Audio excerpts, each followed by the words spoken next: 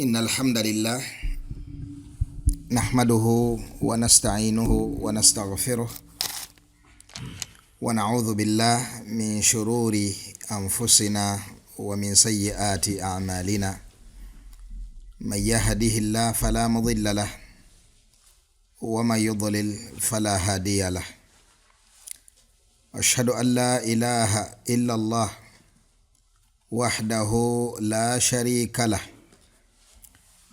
وأشهد أن محمدا عبده ورسوله صلى الله عليه وعلى آله وصحبه أجمعين. abebitiibwa abalungi tukyalina nabbi Adam alayhi assalatu wassalam, era twalabye mu musomo gwaffe ogwawedde biki ebyaliwo oluvannyuma lwa nabbi Adam alayhi assalatu wassalam okubeera nga afuyiddwamu omwoyo n'afuuka omuntu asoose okubeera omulamu era agenda okuvaamu abantu bonna abasigadde nga Allah subhanahu wa ta'ala bwe yagamba ya ayuha nnaasu ttaquu rabbakum alladhi khalaqakum min nafsin wahida wa khalaqa minha zawjaha wa batha minhuma rijalan kathira wa nisaa. Owekitiibwa Allah subhanahu wa ta'ala atulaga nti yatutonda nga atujja mwoyo gumu, omwoyo ogwo n'agujjamu maama waffe Hawa, then mu Adam ne Hawa owekitiibwa Allah subhanahu wa ta'ala n'ajjamu abakyala bangi n'abaami bangi. Owekitiibwa Allah yali yalagira zi malayika okuvunnama nga bwe twakiraba mu misomo egiwerako, era malayika zaakola obuvunaanyizibwa obwo ne ziteeka mu nkola ekiragiro ky'owekitiibwa Allah tabaraka wa ta'ala, nga teriiyo malayika yonna mu zi malayika za Allah etatadde mu nkola kintu ekyo. Ekyo nno Allah yakikkaatiriza ne mu akidaati mpitirivu, fasajada almalaikatu kulluhum ajma'una. Naam, malayika zonna ne zivunnama. Omuntu obutalowooza nti kireka waliwo ezaasigalira, Allah n'agamba nti kulluhum, ne watabawo n'emu etavunnama.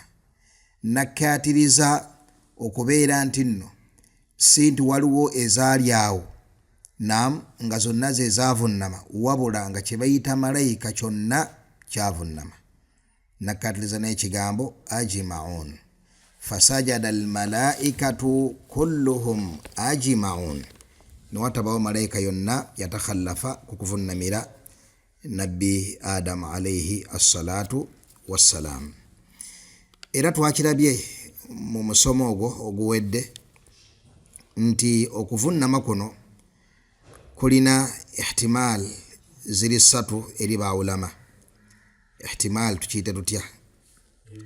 Possibilities. Naam, ziri ssatu. Esooka kwe kubeera ni malayika zaavunnama emirundi ebiri, ng'okuvunnama okusooka kwekwo kwe zaavunnama nga nabbi Adam alayhi assalatu wassalam yakafuyibwamu omwoyo, nga seeka mu nkola dhahiriya aya egamba fa idha sawaituhu wa nafakhtu fihi min ruhi faqa'u lahu sajidin. Bwe mmala okumwenkanyankanya ne muteekamu omwoyo mumuvunnamire amangu ddala. Naam, oluvunnama olwokubiri awo nga Allah amaze okwolesa sharafu ya Adam ku zi malayika n'okumanya bwe yamusomesa amannya, ate malayika nga tezimanyi mannya ago. wa allama Adama al asma'a kullaha thumma aradahum ala al malaika faqala anbi'uni bi asma'i haula'i in kuntum sadiqin. Then oluvannyuma Allah n'alagira zi malayika zivunnamire Adam alayhi salatu wassalam olwa ilmu eyali emaze okumweyolekako ne ziraba fadul ya Adam. Ekyo kigambo kimu mu bigambo byaba ulama ab'ebitiibwa. Kigamba kitya? Kigamba nti nno okuvunnamira Adam kwaliwo emirundi emeka? Emirundi ebiri. ekyo nno kye kigambo ekisinga okubeera ewala n'obutuufu ku bigambo bino ebibiri ebijja. Ekigambo ekyokubiri kwe kubeera nti nno oluvunnama lwali lwa mulundi gumu, ng'ekyo kigambo ekyokubiri kye kirimu ebigambo ebibiri ebirala. Bw'obigatta ebiri ebirala nakiri ekisoose ne bibeera bimeka? Nebeera ebigambo bisatu. Kigamba kitya era nga kiriko baulama abasinga obungi. Kigamba nti nno oluvunnama lwali lumu, naye Allah subhanahu wa ta'ala yalagira malayika okubeera nga zivunnamira Adam alayhi assalatu wassalam ng'amaze okubeera nga amufuwamu omwoyo, naye Allah yasooka kubeera nga alaga enkizo y'ekyo kyatonze eri zi malayika, then ne ziryoka zivunnama nga zitegeera sharafu, ekitiibwa n'enkizo y'oyo akola ki? Avunnamirwa. Kitegereka? Ekyo kigambo ekisingako baulama abangi era kye kisinze okusemberera obutuufu. Ekigambo ekiddirira mu butuufu nakyo nga kina possibility nene ddala kwe kubeera nti nno ow'ekitiibwa Adamu alayhi assalatu wassalam bwe yamala okutondebwa n'afuuyibwamu omwoyo, malayika zaavunnama there and then, amangu ddala, nga bwiri zahir ya ayati empitirivu ze twalaba era ze tukyalaba mu maaso. Kakati nga wano oda eri mu ayati eza surati al-Baqara eraga nti nno oluvannyuma lwa Adamu okubeera nti nno yabuulira malayika amannya, oda eringa ng'etulaga nti awo ekyaddirira kwali kulagira zi malayika zivunname. Naye eyo oda eri baulama abalaba ekigambo kino balaba nti eyo oda si yatteeka okubeera nti nno nga bweri mu nsengeka ya aya era bwekiti bwe kyali mu nsengeka ya incidenti eyo. Kitegereka? Era nga balaba nti nno tekigaana n'akamu n'akeddagala okubeera nga oluvannyuma lwa Adamu alayhi assalatu wassalam okubeera nga yabuulira zi malayika amannya g'ebintu tewaddamu kubeerawo kuvunnama kwonna, wabula eno aya esonga ku kiri ekyaliwo oluvannyuma lw'okubeera nti nno Adamu yamala okufuuyibwamu omwoyo, malayika ne zikola zitya? Ne zivunnama. N'olwekyo nga balaba nti nno kissa nga bwe yasengekwa mu surati al-Baqara la taqtadi at-tartib, la taqtadi at-tartib, sitteeka nti nno ayati ensengeka yaazo ye yali ensengeka ya kissa mu kifo ekyo. Wallahu ta'ala a'la wa alam. Ebigambo ebibiri bye bisinga okubeera ebizito, nga n'ekisingira ddala okubeera ekizito kwe kubeera nti nno oluvannyuma lw'okusomesa Adamu amannya, malayika zino zakola zitya? Zavunnama oluvunnama olumu lwokka olwavunnamirwa Adamu alayhi assalatu wassalam. Kakati malayika zivunnamye, n'envunnama gye zavunnamamu twagiraba ne tugamba nti biwad'i aljibah ala al-ard, zavunnamira ddala ku ttaka, era ng'ekyo si kusinza Adamu alayhi salatu wassalam wabula kuteeka mu nkola ekiragiro kya Allah tabaraka wa ta'ala. Era ekiragiro kya Allah tabaraka wa ta'ala ekyo tekiziragira nti musinze ku Adamu abadan. Allah subhanahu wa ta'ala tawangako kitonde kyonna right emweyawulidde, tawangako kitonde kyonna right yakoze eki?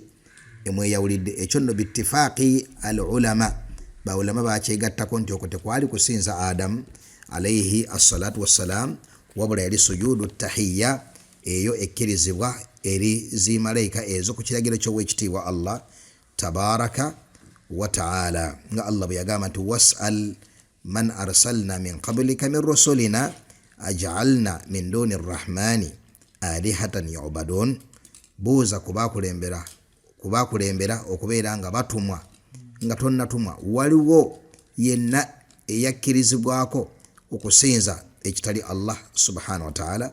Tekibangawo, la mu bamalayika wadde mu bantu wadde mu majinni. Eyo right ya Allah tabaraka wa ta'ala ey'obwebange emweyawulidde ebbanga lyonna waggulu ne ku nsi nga Allah bwe yagamba nti wa huwa alladhi fi ssamaa'i ilahu wa fil ardi ilah. Owekitiibwa Allah subhanahu wa ta'ala huwa al-ma'budu. Ilah kitegeeza ki? Ma'bud. Huwa al-ma'budu fi ssamaa, yoyo asinzibwa yekka mu ggulu era yoyo yekka asinzibwa mu ki? Mu nsi. Owekitiibwa Allah tabaraka wa ta'ala. Kakati oluvannyuma lw'ekiragiro ekyo malayika zikitadde mu nkola, waliwo ekitonde ekitaavunnama, ng'ekitonde ekyo ye Ibuliisu al-la'in, ye Ibuliisu omulabe wa Adamu ow'olulango, omulabe w'omwana Adamu ow'olulango, eyatandika adaawa ye. Adaawa bwe buki? Bwe bulabe. Eyatandika obulabe bwe eri nabbi Adamu alayhi salatu wassalaam nga ne Adamu tannafuyibwamu mwoyo. N'abeera nga betwalabye mu hadithi ya Anas nti nga Allah amaze okutonda Adamu alayhi salatu wassalaam, kana Ibuliisu yutiifu bihi, yajjanga ne yeetooloola ekitonde kino n'ekiyingira nga bwegamba nti laqad khuliqta li amr, mazima otondeddwa olw'ensonga ennene ddala. Era mu ngeri y'emu neetunula singa ekitonde kino kinaabeera kisukkulumiziddwa ku ye, anaaba n'obusobozi obukikosa.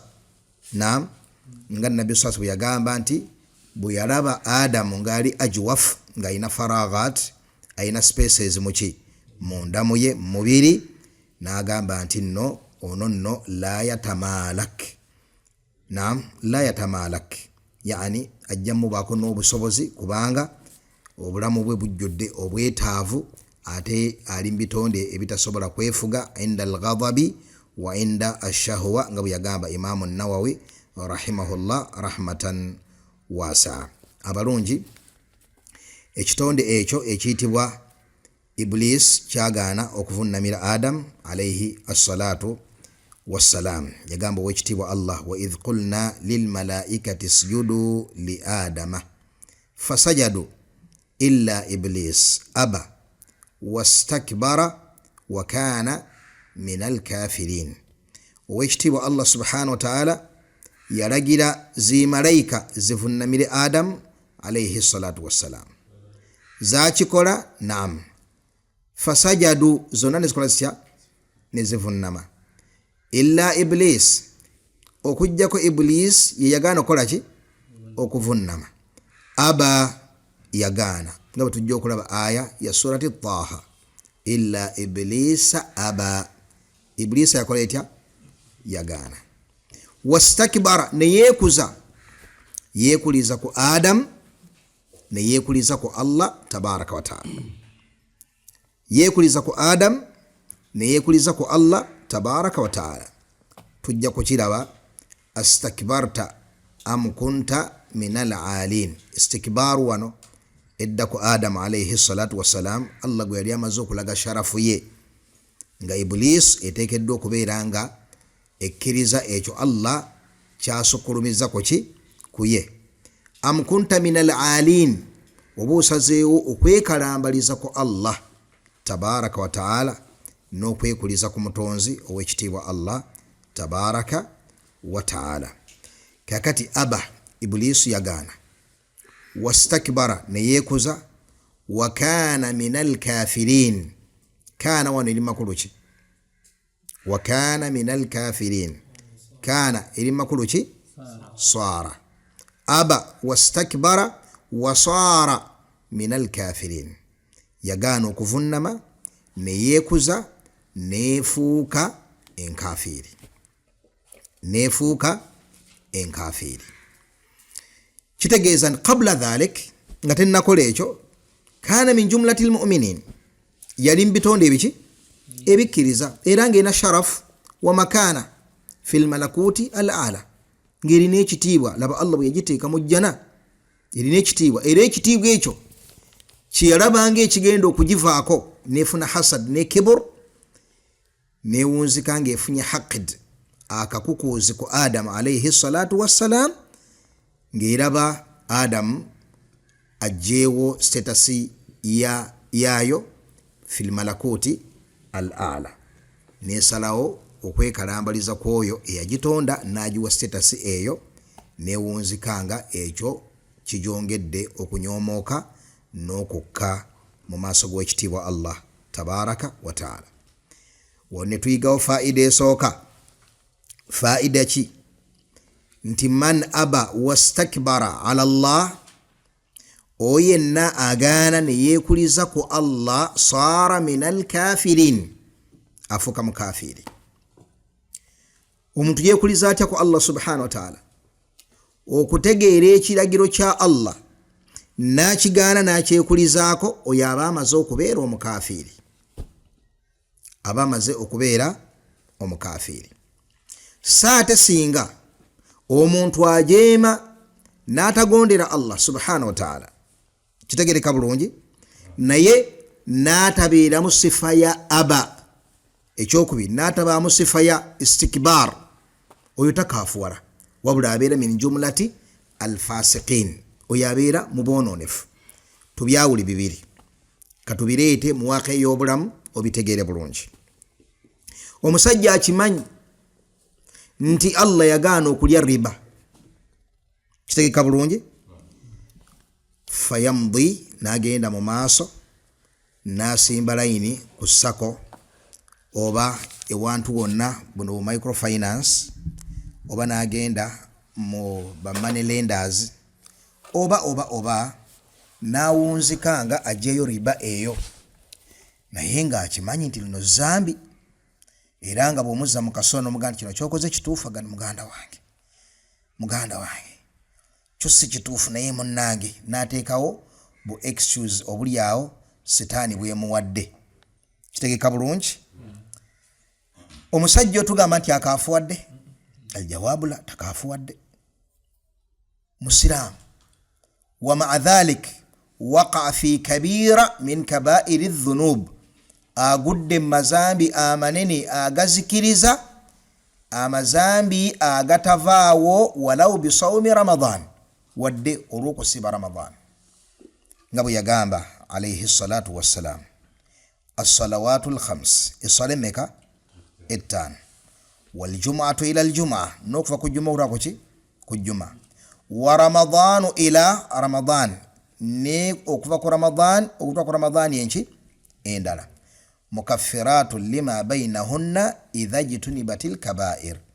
Naam, bisonyisa amazambi g'omuntu omuntu gakola wakati awo kakwakulizo nti nno yeesambye amazambi amaki amanene. Nekitegeeza nti egyo emirimu gyonna gikaffara saghair, tegikaffara kabair, gijjawo mazambi amaki amatono, so si amazambi amanene, idh olw'ensonga nti amazambi amanene gabanja tawuba.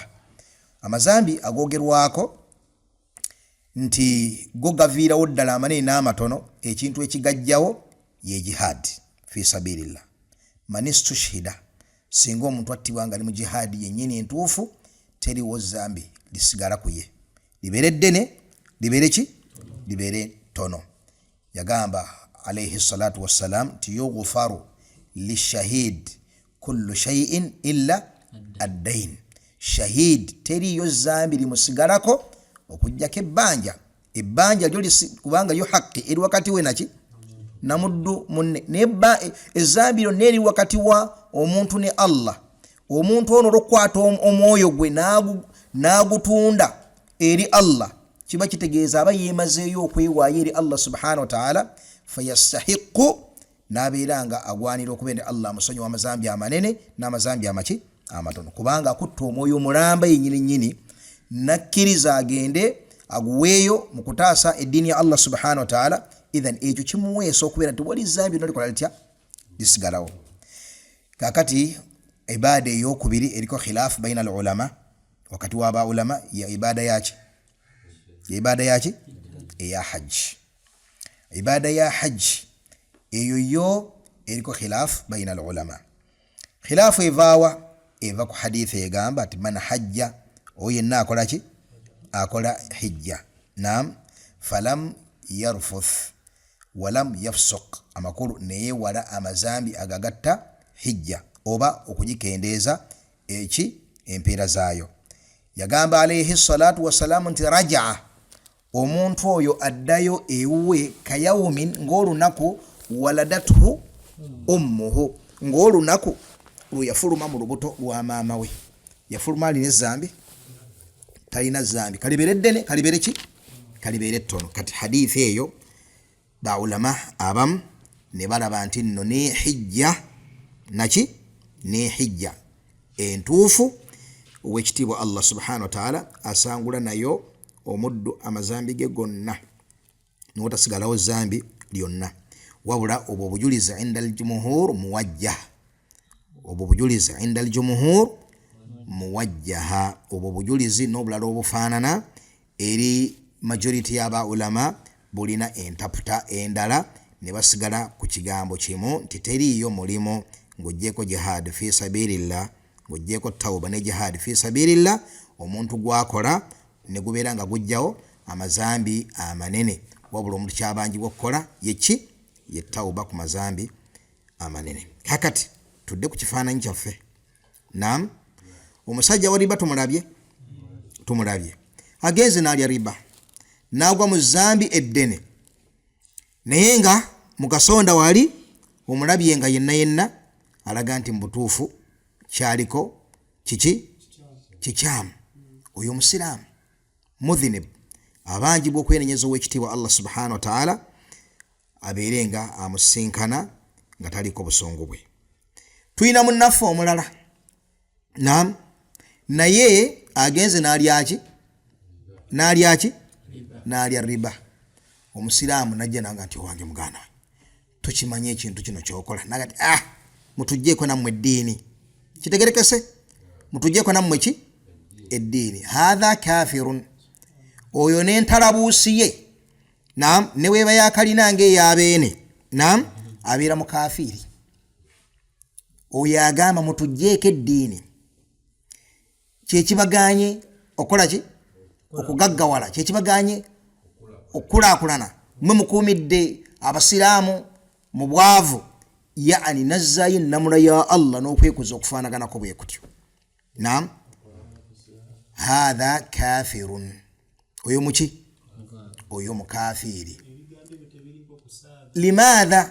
Limadha aba aganye wastakbara ne yeekuza wasaara min alkafirin, ayegamba nti wakana min alkafirin. Kyennyini Ibuliisu ekyamusuula mu mitawaana kyennyini kyebagadde. Kiteeka bulungi? Kakati katulete ku kifaananyi ekiraga obubi bwa iba ne istikbar, kubanga otuleese zambi ddene, si bwe kiri? Kabira min kabairi dhunub. Tuleete ebintu ebitono. Ebintu ebiki? Ebintu ebitono. Olunaku lumu nali nva okusaaza ejjuma ku masjidi jamia ebwayiise. Saba Allah agikuume, akuume ne baganda baffe bonna abali ku masjidi eyo ne masajidi z'abakkiriza yonna mu nsi gye bali. Kakati mmala okusaaza ejjuma, musiraamu nga nedda seeka tusuke tumale edya wano ekyemisana, tugenda tuyingira restaurant okulya ekyemisana. Bwe tutuukawo tusangawo oluwala. Olwana oluki? Oluwala. Sigambye omwana omuwala kubanga tasitahakka kitiibwa ekyo kumuyita mwana muwala. Twasanga oluwala. Luli awo lwambadde nga bwe lwambadde. Kakati waliwo omuwala ali ku kawunta eya restaurant eyo. Kyeruva lugamba olwana luno oluki? Oluwala. Agamba nti lwayogera erinnya ly'omuwala omusiraamu, teekawo Sumaya badde ammanyiira. Aŋŋamba nti nno toliisa kkono, ne mugamba gwe tommanyiira tondeetako ddiini yo. Naam, tuli awo tuyimiridde atulaba gamba alaga nti atulaga nti musiraamu, atulaga nti muki? Yani agezaako tufiiringisa nange ndi musiraamu naye nze ebintu by'eddiini saagala kubiwuliza, saagala kundeeta kajanja ku ddiini. kyavaaga ng'omuwala ono ali ku kawunta obwongo bwange bwandaga nti ayinza n'okuba nga si musiraamu. Naam, kati awo naamulaga nti musiraamu ate ayagala okwogera ebigambo ebitukosa. Kyava agamba nti ne mugamba nze tomanyira tondeetako ludiini lwo. Yadde amugamba ki? Nti munnange toliisa kkono. Kitegeka bulungi? Aha. Kati oyo aba wastakbara. Aba wastakbara, eyo iba ne istikbar. Kugaana namula ya Allah n'okwekuliza ku namula yaki ya Allah tabaraka wa taala. Omusajja naam ku mulembe gwa nabbi sallallahu alayhi wasallam, nabbi sasa yamugamba atya? Yamugamba toliisa kkono. Si bwe kiri? Namugamba nti ya Rasulallah, sisobola kuliisa mukono gwaki. Teyazaayo namula. Ennamula yagisigala ginywezezaawo nti alina kuliisa ki? Ddyo. Ne n'aleeta excuse n'agamba ya Rasulallah, sisobola kuliisa mukono gwaki? Gwa ddyo. Nabbi yamugamba atya? Yamugamba lastataat. Kale bw'obanga bw'otyo bw'ogambye lastataat, tosoboleranga ddala kuguliisa. Fashullat yaduhu, omukono gwe ne gugongobala. Naam, nabbi yagamba ma manaahu illa al-kibr. Teri kimuganye kubeera nga aliisa omukono guli okujjako ki? Just yaleeta excuse nti ya Rasul sisobodde guno omukono tegusobola kola ki? Awamu n'ekyo tewanikira ku nnamula. Ennamula yagirekawo nti alina kuliisa mukono gwaki? Gwa ddyo. Ne n'aguwa excuse etakola etya? Etaliiwo. Nabbi n'anyiiga n'amusabira edduwa eyo, omukono nekola gutya? Ne gugongobala. Fakaifa law istakbara ala al-hukmi. Singa yagati lwaki kirina ki? Singa kirina kyo guliisa. Kibi ekyo kigulimu guliisa. La swara min al-kafirin. Yalifuuse mu ki? Yalifuuse mukafiri. Idhan wano waliwo obujulizi obukulu eri omusiraamu. Ennamula ne bwezitowa etya kuggwe, yajibu alayka okakatibwako anta atakida, okubeera ng'okakasa mu mutima gwo nti ennamula eno erina okugonderwa. Kitegereka bulungi? Era bw'onafuwa n'ogigwamu olina okwewulira nti nno oli mukendeevu, osobezza. Ekyo ky'owulira ekyo mu mutima ekikumazeeko emirembe nti osobezza, kye kikuuma obuddu bwo nti osigadde oli muddu wa Allah. Singa ekyo kikuvaamu oba ofuuse kafir, kubanga ofulwe mu ubudiya ya Allah tabaraka wa taala. Kitegereka bulungi? N'olwekyo tuddeyo ku kisa ya Iblis. Iblis yagaana okukola ki? Yagaana okuvunnama. Aba yaluma ejjiiko, wastakbara ne yeekuza, wa kaana min al-kafirin wa saara min al-kafirin. Okuvaawo Iblis neefuuka enkafiri. Saba Allah tugase n'ebyo. Wafaqa Allahu al-jamii' lima yuhibbuhu wa yarda, walhamdulillahi rabbil alamin.